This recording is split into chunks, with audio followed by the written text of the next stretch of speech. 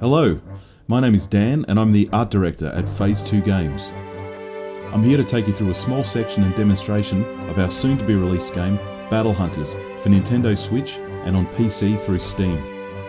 This short demo should give you a sense of how Battle Hunters plays. I really hope you enjoy it. So here we are in the Great Forest level. I've got the soldier, the swordsman and the monk in my party.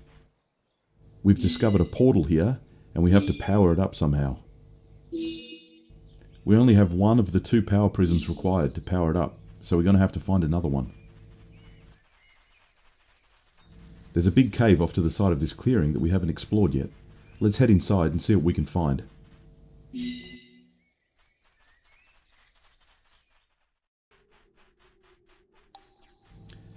You'll notice the cave level has more of a side-on perspective. We shift the camera for the sub-levels to give you a different view of the characters and the world as you explore it. Okay, here's trouble. Here's a big, heavy, powerful enemy, and he's standing between us and a treasure chest that might have useful items inside. So it's time for a battle. You can see that all battles are defined by a red ring that marks their perimeter. Battles only begin once you enter inside the ring. All 3 of my heroes are melee fighters. That means they fight up close and do medium damage. I'm going to set them all to attack and try to beat this guy just with brute force. As you can see, the hero's special moves slowly charge over the course of the battle. The monk's raging uppercut move is ready. Let's use it.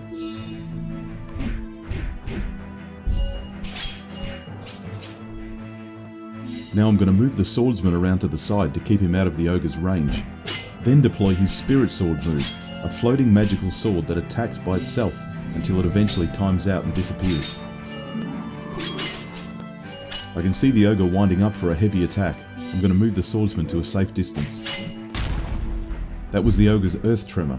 It stuns heroes, leaving them unable to attack or defend themselves for a period of time. And that's the monk knocked out. 1 hero down, 2 left. Hitting the ogre with the swordsman's 1000 cuts attack and then the soldier's wave cutter seems to do very little damage to this massive enemy. The ogre's diseased breath is going to do lasting damage to the swordsman. I'll respond with his whirling edge move, an attack that has a huge range and can hit multiple enemies, but like many of the swordsman's moves, it's more about speed than damage. Another earth tremor attack from the ogre, and both my heroes are stunned. And there goes the swordsman, knocked out, leaving me just 1 hero left. At least the soldier's special moves are all fully charged. I'm going to get some distance and then hit him with everything I've got left. First the wave cutter, a ranged move that can cut through loads of enemies at a time. Next, the soldier's blade spin, designed more for crowd control and multiple enemies. And then finally, the slicing fury, a move designed to do massive damage to a single enemy.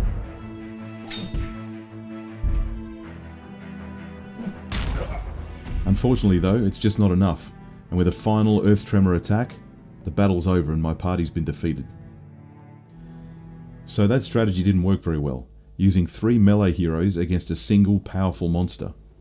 But fortunately with Battle Hunters, there's a wide choice of heroes to use, so I'm going to try something different and take him on a second time. I'm going to swap all 3 of my melee heroes out and replace them with 3 characters that all fight from a distance. The wizard, the rogue and the sorceress. All 3 of these characters have long range attacks, so they should be safe from the ogre's close range devastating moves, so long as I can keep them at a safe distance.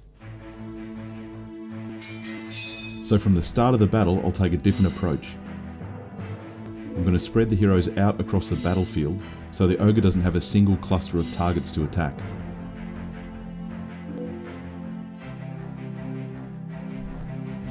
Once they're all in place, I'm going to set them to attack while their special moves charge up. I'm going to have to keep an eye on which one the ogre closes in on and make sure they keep moving so he doesn't do too much damage. Magic characters like the wizard and the sorceress tend to be slow on their feet, so a disadvantage for them is that they can't move quickly, and they're also vulnerable to damage due to their low health. The rogue on the other hand, being a ranged character, is very quick on her feet and she can move across the battlefield rapidly. And speaking of the rogue, her rapid fire attack is charged up and ready to go. Now I'm going to move the wizard and the rogue to stand close to the sorceress, because she has an excellent defensive move for dealing with large melee monsters. It's called Repel, and it pushes back on enemies, keeping them at a safe distance, while supporting heroes can continue to attack. You'll see occasionally heroes performing a critical attack. This is an infrequent but highly damaging version of their regular attack. In the wizard's case, this is a powerful lightning bolt that cuts through all enemies along its path. The chance of performing a critical is one of the many attributes that can be upgraded in the hero's stats. Now I've just deployed a sentry. This is another special move of the sorceress. It attacks autonomously with bursts of long-range magical bolts until it times out and disappears. The rogue has another special move ready. Imparting a curse to a dagger, she throws it at a target, reducing its movement speed, attack rate, and making it more vulnerable to damage. You can see the ogre's movement speed has been seriously reduced, giving heroes much more time to attack it or to avoid it. Given the ogre's weakened state, it's the perfect time for the wizard's powerful tornado spell. And then follow up with the wizard's lightning storm for some additional damage.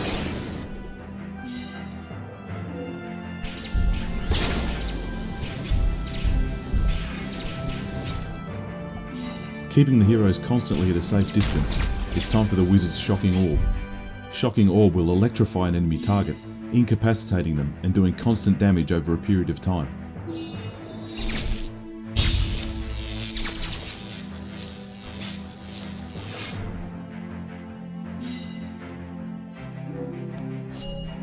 Grouping the heroes around the sorceress, it's time for another use of her Repel move.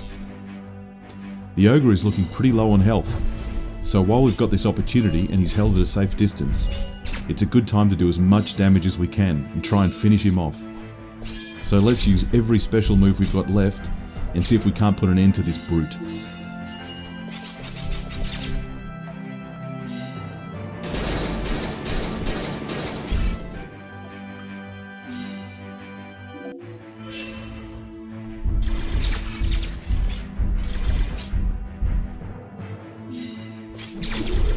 And finally, down he goes, defeated by 3 ranged characters, a far better choice than using the 3 melee characters for an enemy creature of this type.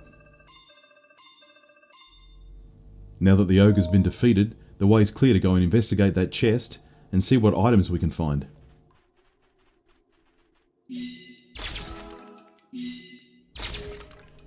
A couple of food items we can use to replenish health, and the second power prism we need to activate the portal.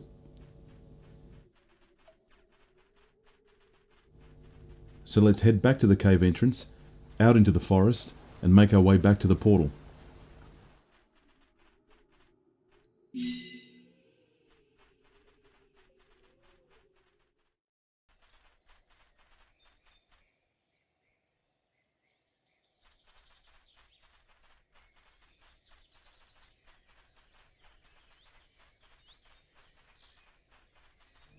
So here we are, back at the portal, but now we have 2 power prisms.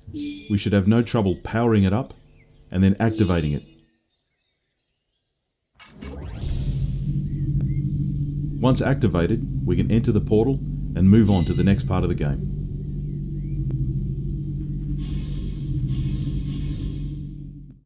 So there you have it. I hope that's given you some insight into what Battle Hunters is and how it plays. The full game is a roughly 15-hour adventure crammed full of heroes to find, lands to explore and monsters to battle. Releasing in October 2020 on Nintendo Switch and Steam for PC. Search for Battle Hunters on Steam or visit us at phase2games.com. Thanks very much for watching.